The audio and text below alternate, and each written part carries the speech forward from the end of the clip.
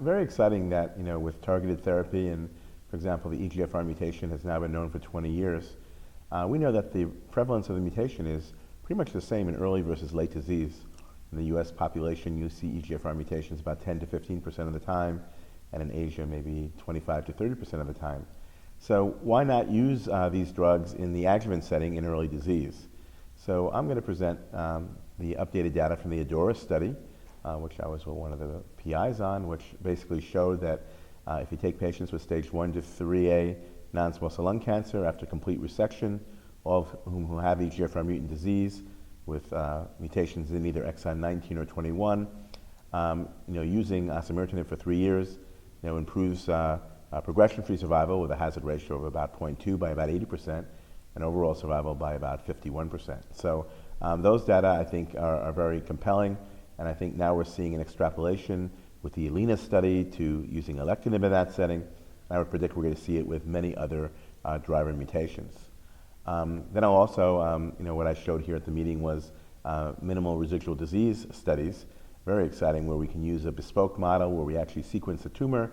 We look at a bunch of mutations that are present, in the liquid biopsy. We can actually follow patients for early recurrence, and in fact, liquid biopsy does, with a median of about 4.5 months, predict earlier those patients who are going to recur. It also, I think, suggests we don't have that many samples, that some patients might need to be treated longer with osimertinib and some with less. The other thing that was a big part of my presentation is brain metastases and how all these drugs like osimertinib works very well in the brain. I'll also talk a little bit about the LAURA trial and in stage 3 disease, still somewhat earlier than stage 4, these drugs are active as well.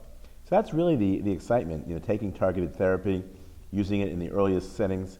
We don't cure patients with EGFR mutant or other targeted therapies, disease because of resistance, but maybe if we use these drugs early, we'll prevent resistance from even occurring.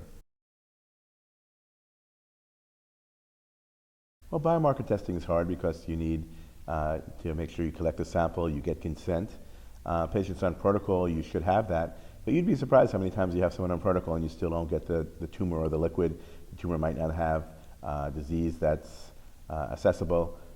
In liquid, sometimes it's not done or there is an insufficient sample. Sometimes on protocols from different countries, if we work with Asia, China, for example, you can't get the sample. But biomarkers are important. We need to get samples at the beginning of treatment so that we can develop predictive markers for who responds and who doesn't. On-treatment biopsies, of course, difficult because you're asking someone who's already on therapy to get another biopsy. That's a bit more of a problem.